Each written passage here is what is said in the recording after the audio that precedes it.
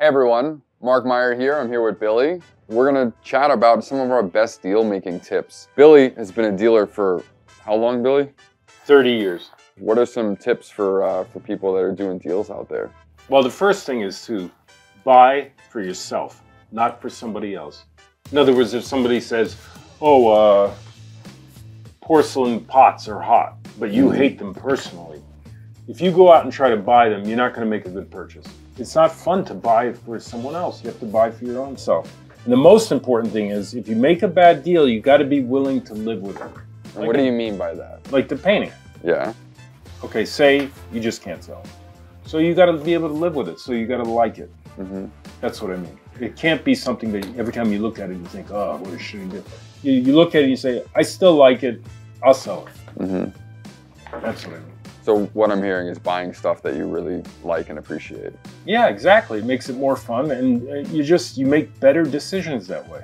Billy's got a lot of experience doing this, and my favorite part is him and I have very different strategies on how to make deals. For me, if the money's there, it can be a good deal. Right. And I know that you buy what you're passionate about. Right, but I don't like to overpay for something. You know, you got to buy right. Yeah. And now you can look things up on eBay, go on the internet. But still, every deal stands on its own. Do you have any tips on negotiating prices down? Well, the thing is, you never know what somebody's paid for something. So if they bought it really cheap, the chances are they're going to give it to you cheaper. But if they paid a lot for it, you could just tell by their vibe.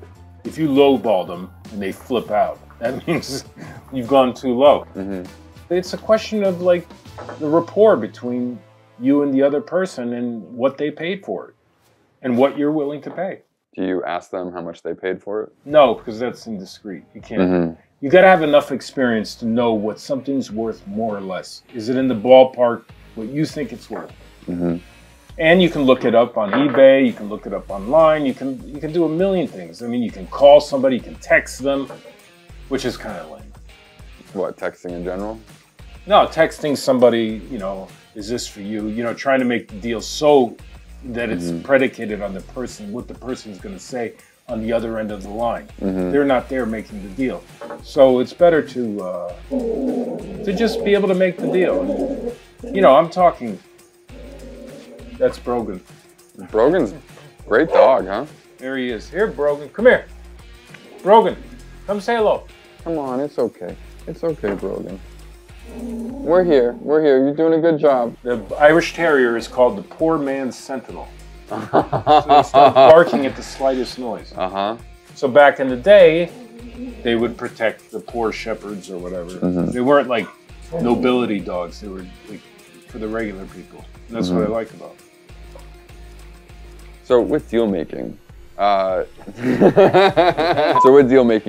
for someone that's watching, do you have any suggestions on how to, what's your first offer or negotiating? Like, how do you come up with that?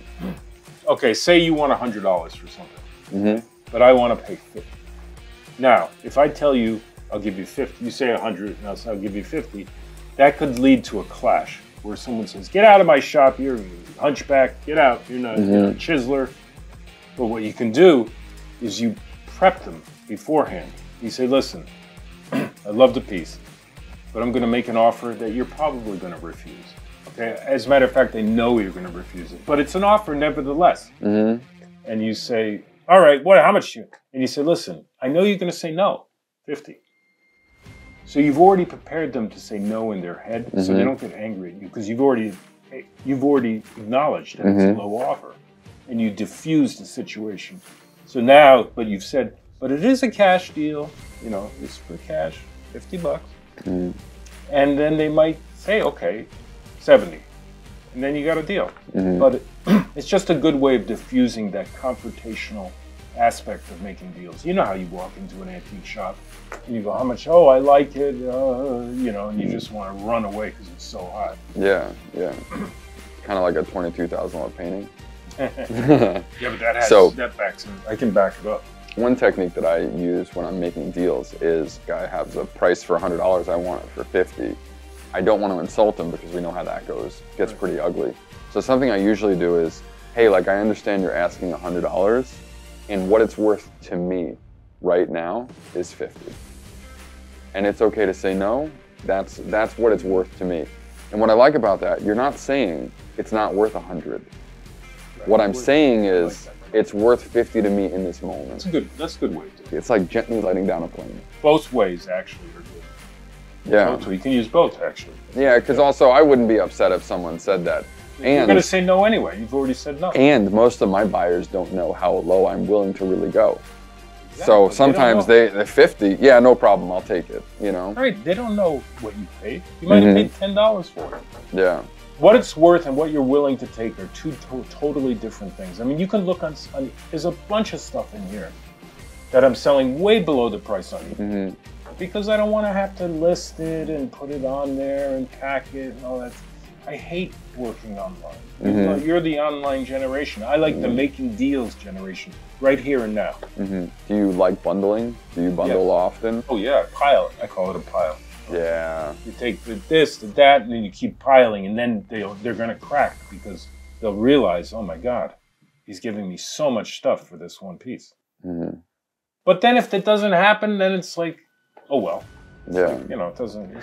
Something I like to do with the bundling is make a big pile because when you buy per piece, you pay more every time. Something I did recently at a shop last week, I had to make a pile. Okay. And then I made them one number on the pile.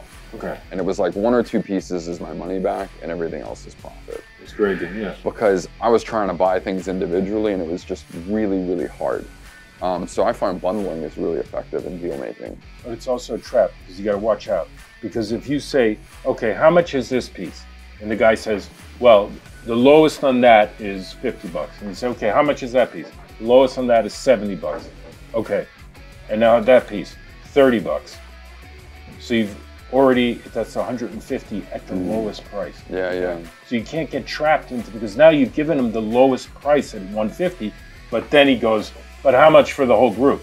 Oh. You have nowhere to go. You're talking about selling side when you're negotiating. Right, exactly. You got to watch out. You make it low, low, low, and then they try to bundle it at the end with an even a triple discount. Yeah, yeah. It's not a double, it's a triple discount. So what do you do then? You're screwed. You get trapped. No deal. Yeah. It's a big waste of time. Yeah. Sometimes I find some buyers or sellers need to feel like they won. Yes. How do you make them feel like they won? Well, a lot of it is acting. You know, if you're like, oh my God, oh, I couldn't take that, oh, but I need the money. You just like make them think that you folded because they're so great. It's all acting. It's all acting, right? It's all acting. Yeah. So did you do any of that acting on that last deal? No, because on this last deal, like I said, I really want to get rid of the painting because I need to, look how many paintings, I need the room, Mark. I could not hang that. You know, it'll sell. If you don't take it, it'll sell eventually. But you took it, right? You said it doesn't matter, right? It's going to sell because it's Samson and Delilah, late 19th century painting for $450. It's unheard of. The frame is worth more. Try and buy a frame, an old frame. Go look at the prices they want for frames. You need an old frame. Because an old painting in a new frame looks like shit. Yeah, yeah, I agree. You need a Victorian frame. I want to share one other strategy I usually do. Sure. So sometimes when I buy, we make a pile. We come out and I offer him 800, and the guy comes back and he says, no, it's 2,000. What I usually say to them is, okay, you want 2,000. What's the thing that you value in here the most? Oh, that's good. And then what I figure out is, do we value the same thing? So if we got a pile and he wants $2,000, what I'll usually do is, okay, that piece I didn't care that much about. Why don't we take that out? Yes, that'll help. And all of a sudden we've made strides into the middle ground. Yes. And that's been really effective for me. Often what happens is they go, no, let's put it back in, because they want a bigger deal. So that's usually been a negotiating tactic, is to put some extra stuff on it. That's a good one. Knowing I'm going to shed some stuff in the deal. I love that. That's great. Because essentially I'm only after 3 or 4 pieces. Because you don't know. He might value that piece at a lot less, or vice versa, and you made the deal because now he's really happy and he thinks he's taking the really expensive piece out. But you know better that it's not really expensive. So the bottom line is knowing your stuff, knowing what it's worth, and that takes experience and hard work. That's it. Great. You can't look everything up online.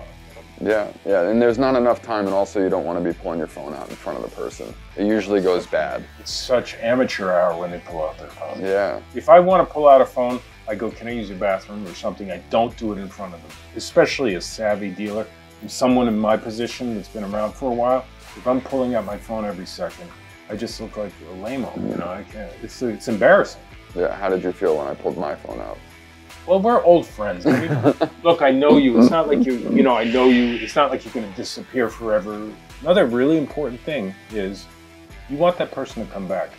So you want to give them a pretty good deal, especially if it's the first deal, because then you give them good two or three good first deals, and then you get it.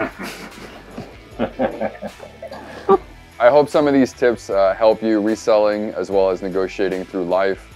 We've been doing it a combined 45 years, and and there's a lot of ways to make a good deal where both parties walk away happy. Reputation is big in this industry. Me and Billy do deals all the time, and I hope you come back and see our next video. Billy's been doing a great show on Discovery called Billy Buys Brooklyn. Subscribe and check it out. Thank you for today, and I'll see you soon. See you at the flea market. Sell it! Yes, sir! Sell it! Sell it!